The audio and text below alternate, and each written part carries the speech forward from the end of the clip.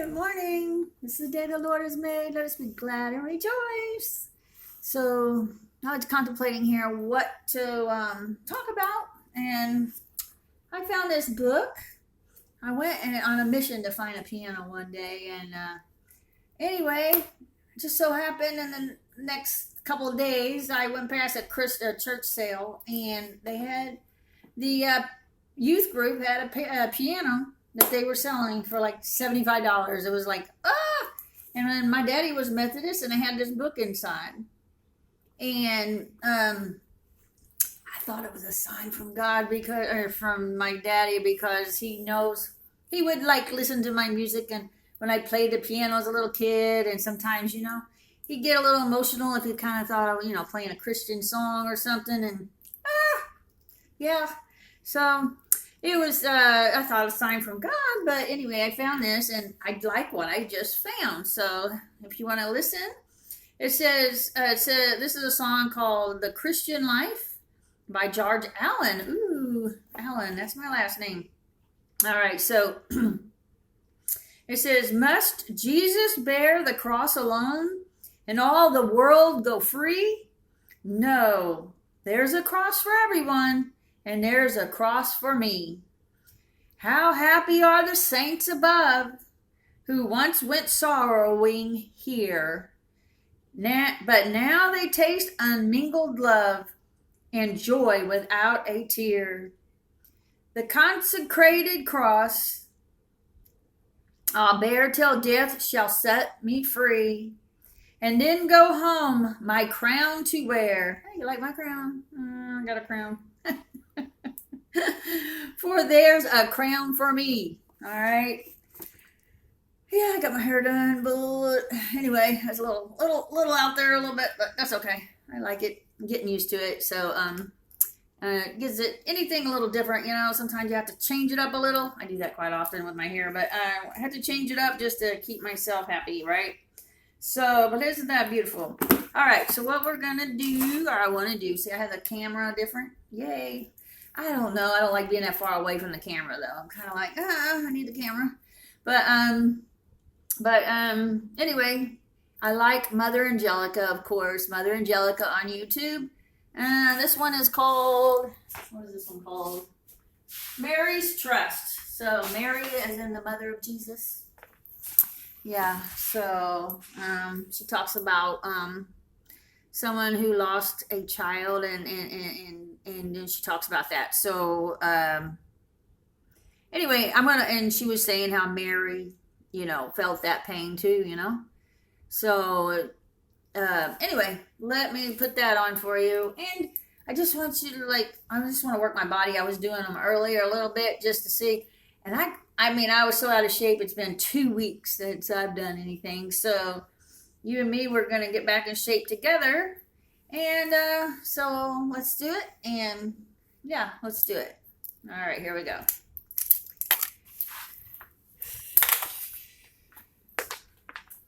Just do what you can. I hope this works out.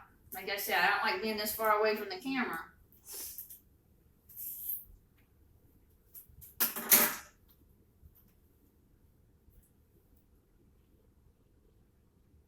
Come on. Yeah, come on. Nobody else being stubborn.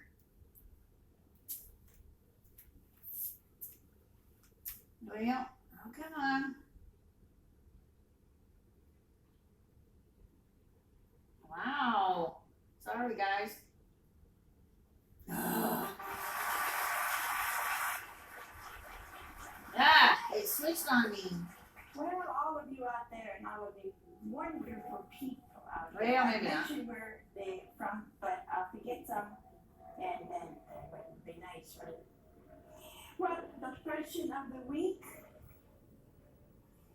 is from the letter I got.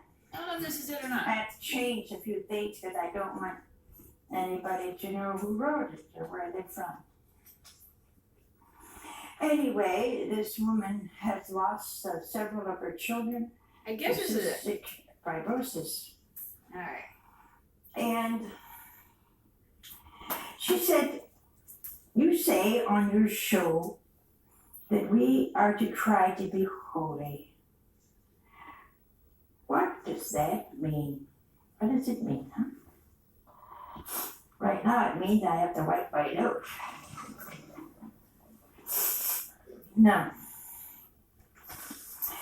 And the reason she says that is that so many people, she goes to prayer groups, she prays all the time. And she said, it's doing all I do, all that praying. Is the road to holiness? Is that the road to holiness? Does God love them more? That means people who pray, since they devote so much time to pray? Well, let's answer a few things one at a time. In the first place, praying is a part of holiness. It's not the whole thing. Secondly, the Pharisees prayed a lot, didn't they? They fasted a lot. And we know what the Lord said about this man, the poor sinner in the back, and the Pharisee in the front of the temple. And he said, oh, Lord, I thank you that I'm not like the rest of men. So far, not too bad. I fast twice a week. Very good. I give alms to the poor. Very good. And then he looked back and he said, well, I'm happy I'm not like that man. Oh, he lost it all. So the Lord asked the question. He said, which one of them went home justified? That means holy. And the one in the back, all he could say, he wouldn't even lift up his head to the temple, to the Holy of Holies. He said, oh Lord, be merciful to me, a sinner. That man was holy. Sometimes our concept of holy is a little mixed up. I suppose because we read the lives of the saints, and that's wonderful. I encourage you. They ought to be our heroes, not these crazy rock groups. But you see, what they don't tell you in the lives of the saints is all their faults. It seems like that seems to be, you can't do that. They weren't perfect. St. Jerome had an awesome temper. Boy, awesome temper. He wrote terrible letters to St. Augustine. We didn't think he was a hot translator, you know. He was always finding fault with his translation of the Bible. And then there was Philip Neri, who played jokes. I can take a joke once in a while. I mean, he never stopped. If you went to confession to him, he'd give you odd penances. Like, one time this man went to confession. I guess he was a little bit on the proud side, and he made him walk through the village with a little dog on a leash, wrapped in a fur coat in the middle of summer, and the coat was inside out. I go to confession to that priest once. And you can forget the rest of that. And even when he was very, very holy, and one day he used to be elevated during Mass. You know, he was so in ecstasy during Mass that the whole of it would just rise, and people would sit there watching, just going up, and he hated that. And so he decided to do something that would prevent him from going into an ecstasy during Mass. So he put a squirrel on his shoulder, and he walked into Mass dressed in magnificent vestments with a squirrel on his shoulder. Well, I don't know about you. I would have said something, done something, or walked out. I would have said, what's wrong with him? Well, he did it as a distraction, you see. It didn't work. He went up and the squirrel with him. The squirrel went with him. Then there was Brother Juniper, the wonderful, humble Franciscan brother at the time of St. Francis. And this very prominent woman came in her carriage to the monastery looking for the holy man Juniper. And he saw her coming in the distance. And he saw two kids playing seesaw. And he got one off and put it on that side, but the two on one side, he got on the other side, he was going up and down. And so the woman stopped and she said, "Could you tell me who and where is Brother Juniper?" He said, "I am at it." He kept on.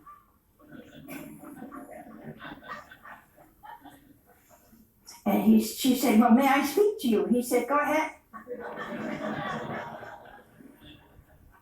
Well, she got so disgusted she walked off at this idiot. But he was a holy man, you see. Sometimes I think we judge people by their actions. Most of the time, we say, "Well, that's all I have to judge by." That's not true. But our dear Lord told us not to judge. That's a part of holiness. Now we're talking about holiness. A part of holiness is not to judge, to keep your eyes on Jesus. I would say to this lady, you're doing fine. Keep on praying. Keep it in. What's a guilt-ridden Catholic to do? Why are you guilt-ridden? Because some of your children died? You were not the cause of their death? You were like Our Lady, who had to see child after child die.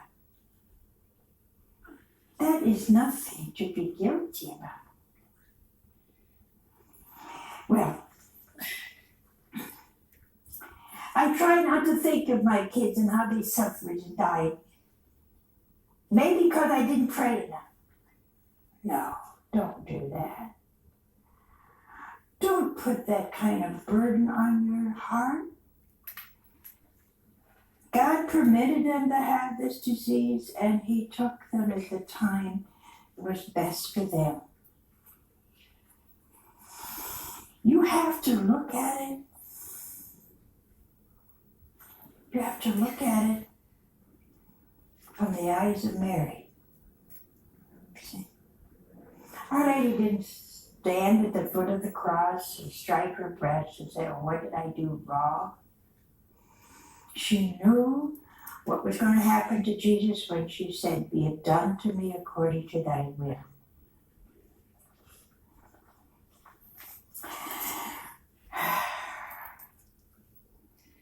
I am depressed.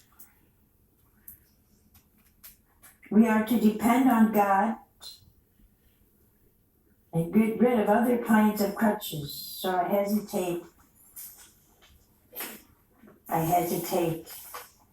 to take medication for depression. Why are you depressed? Well, let me give you my little opinion.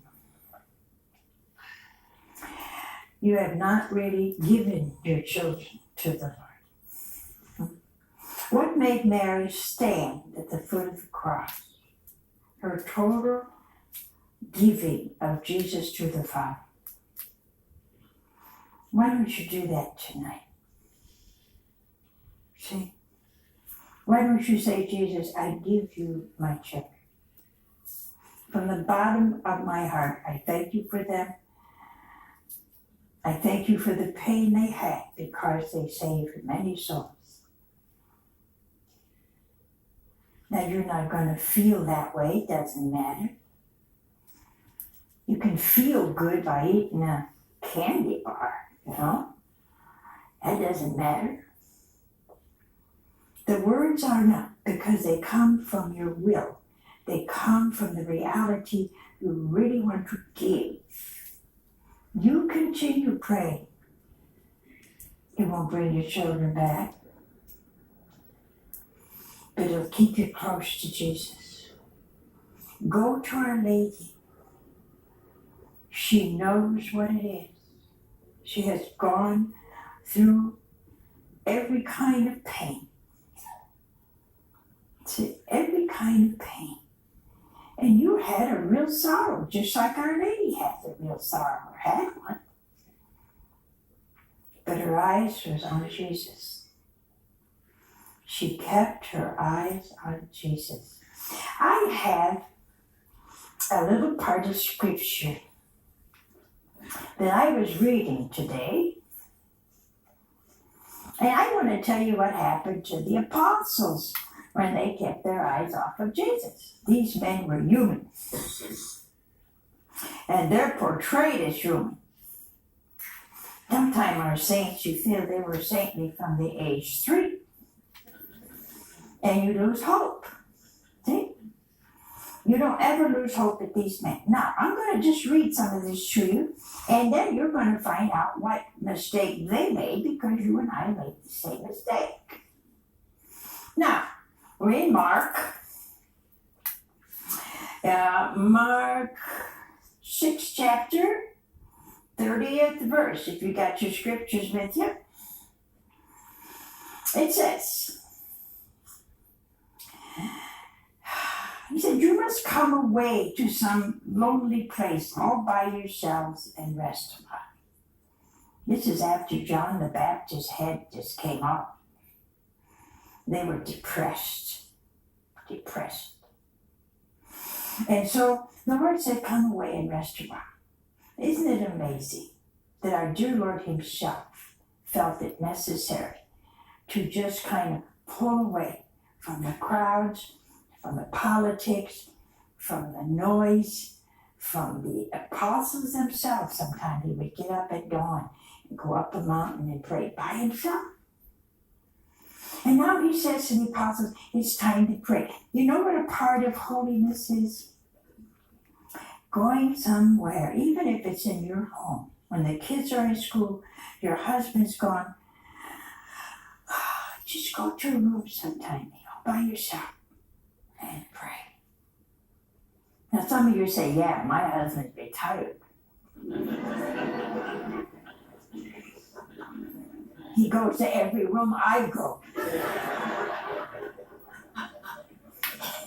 What do you do then? We'll sit him down and say, let's pray. He'll either move or go to the drugstore or something. If he stays, that's wonderful. Now, so, there were so many coming and going that the apostles had no time to eat. I would find that very hard. I get grouchy if I'm hungry. That's just being Italian, that's all. So they went off in a boat to a lonely place where they could be by themselves. You got the picture now? They already had it. They're already tired. They're irritable and they're hungry. You got all that? So they get in the boat. They're going to go someplace where there are no people. But the people saw them going. And they guessed where they were going. And they got there before they did. They hurried on foot. So when he stepped ashore, can't you see Peter say, Oy, oy, oy. They're here. And probably one of the other apostles said, yeah, I told you they'd come. Thomas would have said, I told you we should have gone the other direction. Oh, wait, this is really good. Now you're going to learn about holiness. So, Jesus stepped ashore and he saw the large crowd. He took pity on them. Because they were like sheep without a shepherd. Oh, we got a lot of that today. A lot of sheep. They have a wolf sometimes, dressed like a sheep, but they're not. They're not sheep. And he set himself to teach them at some length. Now you see, they haven't eaten yet, huh? You don't miss the whole picture. You're going to miss the point. By now, it's getting very late. Now, all day long, these men have not eaten. And the disciples came up to him and said, "This is a lonely place." Isn't that funny how you put reasons for doing something when they're really your own? They weren't going up and said, "Master, we're hungry." They said, "No, this is a lonely place, Lord. It's getting late. Let's send them away so they can go to the farms and villages and buy themselves something to eat." Now, I'm sure they weren't thinking of themselves at all. Do you see yourself in that? Huh? Do you? It's like fixing a meal just for you and your husband, and he brings home 2 buddies. And you look at him like,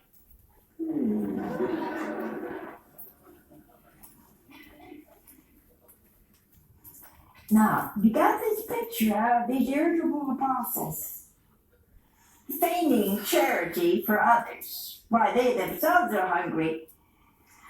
And he says, "Give them something to eat yourself."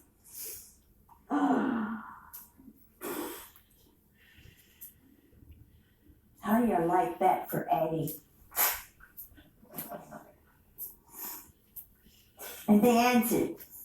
Now they're getting smart aleck. You ever know when you get hungry, you get smart aleck? You come home with dinner ready? No. Why not? Because I had to go downtown today. How long is it going to take? An hour. An hour? You expect me to wait here an hour? Give me something to eat. That's a disposition these holy men were in. And so they get smart out. Are we to go and spend 200 denarii on bread for them to eat?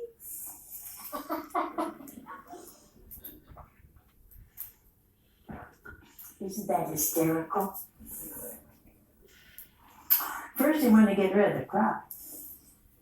Now the Lord says, "Give me something to eat." They see their own food going down the drain.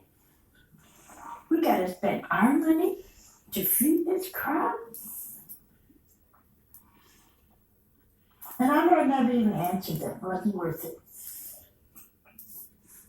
He said, "How many loaves have you? Go and see." But they didn't have it. They said, 5 and 2 fish.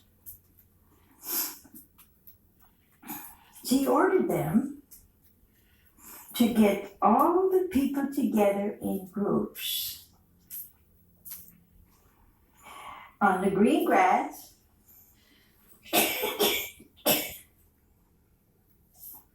sat them down on the ground. Oh, here comes it. Oh, wait till I tell you this one. My asthma's bad, so you have to bear with me. In squares of hundreds and fifties. Let's see, how many here tonight? Quite a bit. And now, let's say all of our crew had eaten all day today. I'm about to give the little bit they got away. And I say, look, put all these people in squares. Squares. 50 of them at a time. Well, a square is like so.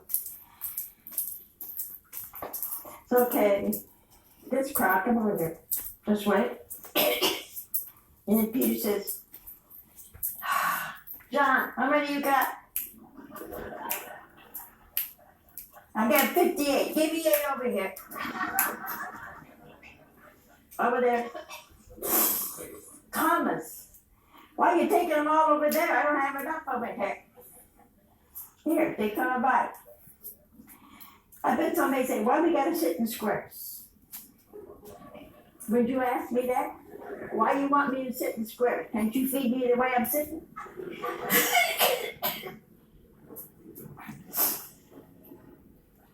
And see, everybody's irritable. And now the crowd's irritable. Then he took the 5 loaves and the 2 fish, raised his eyes to heaven, said a blessing. Everybody's waiting. What's he gonna do?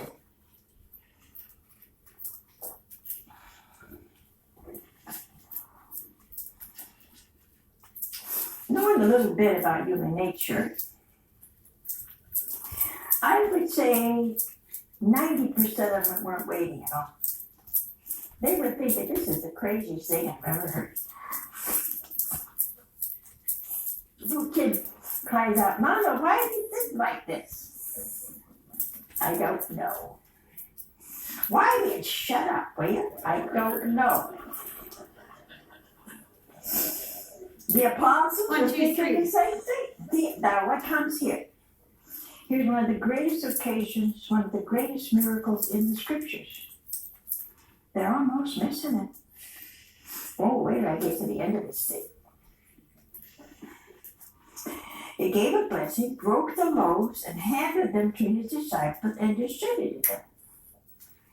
And he shared the fish. They ate as much as they wanted. 5,000. They collected 12 baskets. Now, in another place, in St. Luke and Matthew, also John, it says that they had fed 5,000, and they had another 7 baskets, I think it was in another place, another miracle, of scraps. In another place, it said there was tall grass there. Tall grass. And the Lord said to them, pick up the scraps.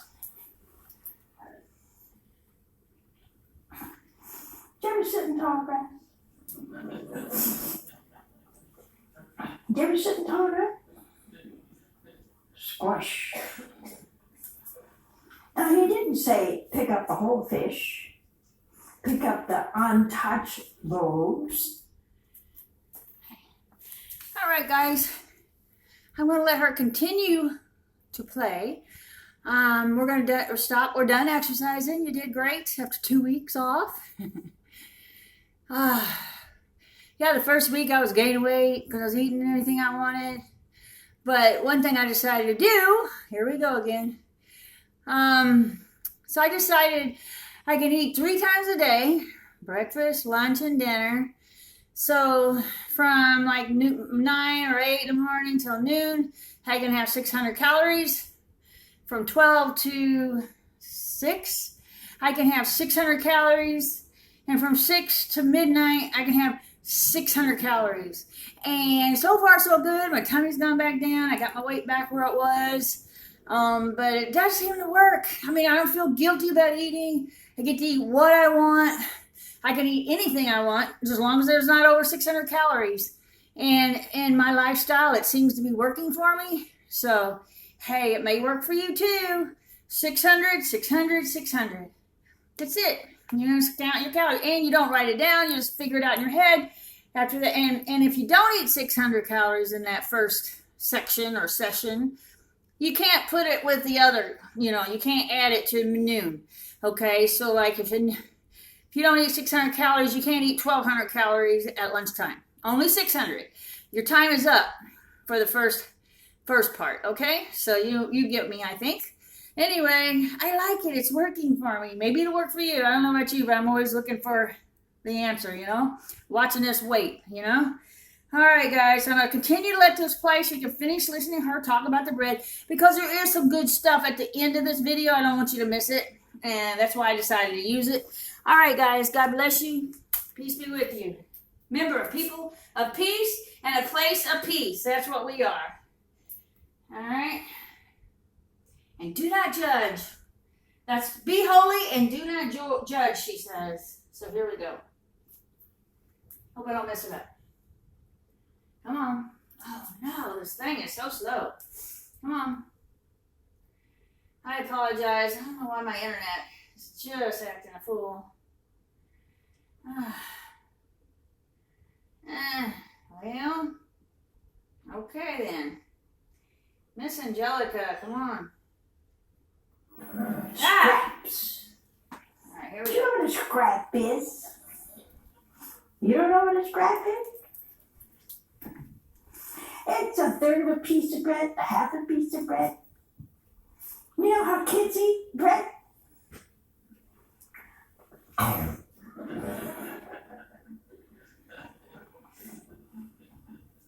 Pick up the scraps, the Lord said. And they filled 12 baskets. Do you know, my friends, this is one point of holiness we miss completely. Why? For the simple reason that we don't count the little things in our life as a point of holiness. See? Tiny little things. The things that you do every day that are small and irritating. Irritating. Waiting for doctors, waiting for dentists. A tire blows out when you're in a hurry and you got to pull off the highway and nobody pays any attention to you. Even getting out of bed in the morning. Some people are night people, some people are morning people. Some people don't wake up till about 6 p.m. And they're raring to go. You woke up at 4. There's little things. Going to a restaurant, the soup tastes terrible. So you eat it. Going for a picnic and it rains. Little things. And you see, the problem is we don't keep our eyes on Jesus. We don't keep our eyes on Jesus. See, that's what happened to these apostles. I want to just read you the rest of this little thing because you're going to see yourself more and more. These were praying men. These were men who were next to Jesus, his physical body, for 3 years. And they had all of these little irritating things that happened to them. And they happen to you. They're occasions, they're opportunities. They're not time for impatience, lack of compassion, or anything else. Here, so they finally left. He made his disciples get into a boat and go ahead of him. Why, he could see they're at a breaking point. See? So he said, look, you go on the boat, you go on the other side, I'll meet you there. I'll dismiss the crowd. They had it. All right. After saying goodbye, he went to the hills to pray. When evening came, a boat was far out in the lake, and he was alone on the land. So here's the apostles, and there's Jesus way up here. He could see. Now, I want you to hear this.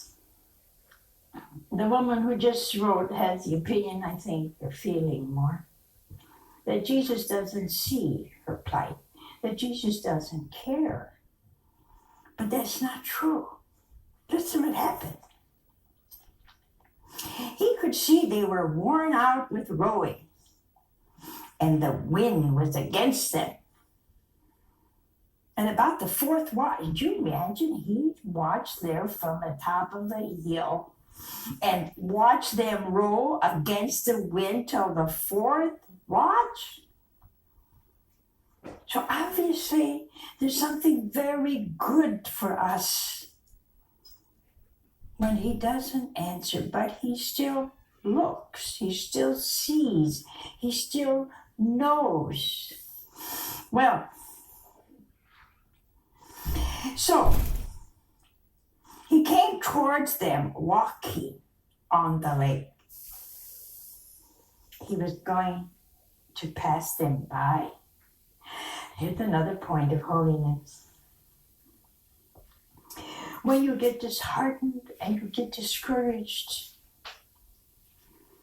when you think like this dear woman that God has not heard your prayer or God is angry with you,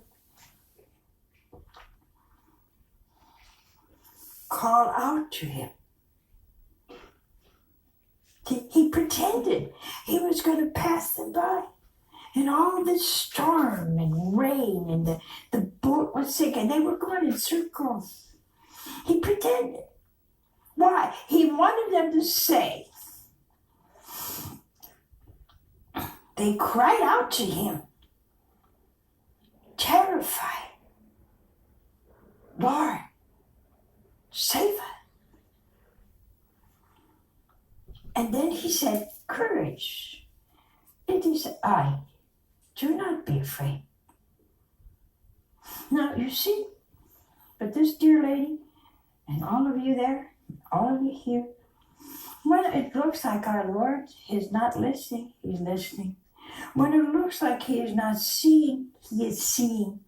And it looks like he's trying to pass you by, he isn't. He wants you to cry out, Lord, help me. Save me. And he said, courage, it is I. Do not be afraid. You must recall these words when things get so tough and so impossible to bear. He sees you. Pray.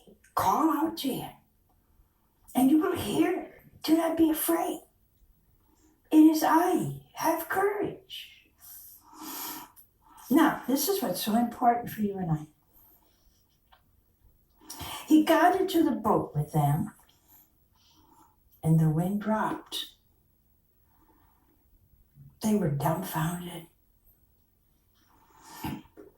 Now, why were they frightened?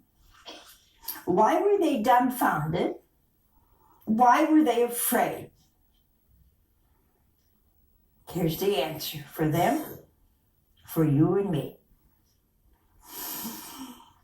They were dumbfounded and afraid, and they lost courage because they had not seen what the miracle of the loaves meant. Their minds were closed. What closed the minds of the apostles to the miracle of the loaves? They were agitated about themselves. They were hungry. They were tired of the crowds. They ceased to keep their eyes on Jesus. Their eyes were on each other. Their eyes were on the crowd. Their eyes were on the people. They had already worked 24 hours and now they're at it again. See what happened? Don't we all do that? Huh? Don't we all just look at what's wrong and look at what's all the horrible things? We take our eyes off of Jesus. And even on that lake, even on the lake, they couldn't believe it. He was walking on the water. They had not seen what the miracle meant, and their minds were closed. If you and I do not become holy, it will not be because we didn't have all the opportunities, all the time. We have time to pray, we have time to accept our crosses and make our sacrifices. If we don't become holy, it's because the distractions of the world, the politics, the politicians, the trials, the problems in our family, the problems around us, we're just like the apostles. That's what occupies our mind 24 hours a day. We go to bed with it and we wake up with it. They fail to see Jesus. Their minds were closed. And our Lord says that very thing about the last day.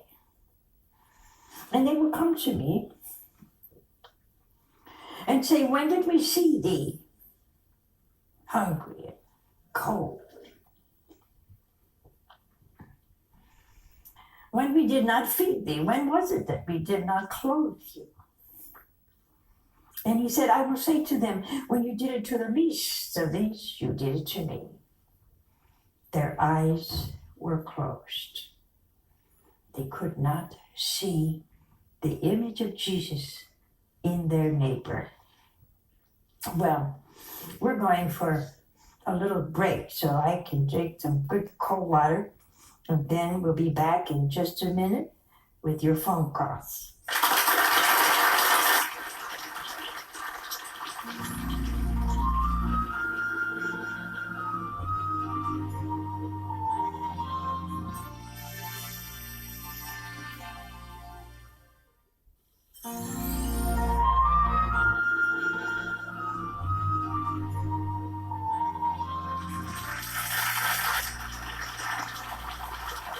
Thank you. We have a call. Hello? Angelica. Yeah, where are you from? I'm from Racine, Wisconsin. And what is your question? I would like you to pray for my son who took his life here Sunday. I'm sorry. He hung himself, and if you could have your audience and pray for him and then offer up their next communion, I'd be very grateful. How old was he? He was 33, mother. I'm sorry.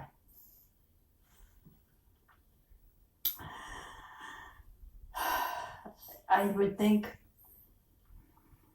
that of all the ways a person can die, that would be the hardest for them and those they leave behind. Let me address you first. It is an awesome cross. The first thing you don't want to do is to put a guilt on yourself. Even if there were differences or whatever, you must put it behind you. Say, God, I'm sorry. Maybe I should have done more. But I'm sorry. Forgive me. The second thing is to put a lot of love into the rest of your family. A lot of love. Because there's a special sense of loss when someone commits suicide. It's the most painful kind of death. Third, do not despair. We know that suicide is self-murder. We know it's wrong. Whether it's personal or assisted, it's wrong and sinful. Very sinful. But we do not know the inner workings of that mind. And so we must depend upon the mercy of God. We must depend on the mercy of God. We cannot presume, those who want to commit suicide, you cannot presume that if you do this, you're going right to heaven or God will have mercy, and you can't presume that. But you and I, who are the victims left behind, must depend upon the mercy of God. One of the attributes of God, one of the wonderful attributes of God, is that to God all things are now. There is no yesterday and no tomorrow. When your son died, our Lord saw your tears Now, he saw your broken heart. He saw your pain. And I think he would give your son that one last chance to say, I'm sorry, Lord. I didn't know. You loved me. In today's society where we run after pleasure, we run after this, we run after that, and then there are those who don't really build our faith, but destroy it. When people are in dire trouble and despair, they have no place to go if we don't tell them about Jesus. We're going to say a little prayer before you and for your son. Lord God, you alone know all things. You alone know whether this boy was totally responsible, whether he knew what he was doing. You alone know the heart and the mind. And though he committed a grave sin, your mercy, Lord, is great. Lord, tonight we pray for all those who contemplate suicide, for the terrible risk they take of losing sight of thee for all eternity. Give them light to see this is not a path to take. Give this man and his family the courage to accept this great cross. Draw them closer to you because of it, and use it, Lord, to make them holy as you are holy. We ask that Mary, our mother, comfort them as only she can. Amen. We have another call. Hello? Hello, Mother. And where are you from? I'm from Miami, Florida. And what is your question? My son, when he was 14, had a spinal cord injury. Would you talk a little louder, please? My son, when he was 14, had a spinal cord injury, and he's now 20 years of age and has completely turned away from his faith. And I pray constantly that he finds his way back to Jesus. Is he bitter? Well, he was left a quadriplegic, and I'm sure that he is. Yeah. And where other doors have closed, others have opened for him. And I just see no return for him. And my prayers through Mary to Jesus are endless. Yeah, see, these kind of things are things thrust on us sometimes by the wrong decisions of somebody in a car, or alcoholic, or drunk, or maybe a car just gets out of control. But here is a treasure that, a diamond was at one time a piece of coal. I don't think there's anything as ugly as a piece of coal. And yet by pressure, constant pressure, unbelievable pressure, this ugly piece of coal is crushed into a diamond. Well, a lot of people get that pressure. But it's only because our dear Lord wants to make something of them greater than anybody else. The blind will see things you and I won't see in his kingdom. The lame will run. The deaf will hear music you and I won't hear. We will all be made new. I wish your son were listening. And I could tell him about the day when he will get off of that chair and run all around heaven. You will see God face to face. Or you will have some years here in pain and misery. But what is to come will more than make up for it. Tell him that. He may not want to listen because we're all people of the here and now, but the here and now is too hard sometimes, you know? We must all keep our eyes on Jesus. You and I, the whole world. If we don't, I don't care who you are or where you are, you'll go astray. We have another call. Hello? Hello, Where are you from? yes, Mother, New York State. I would like to ask you, Mother, I have had many problems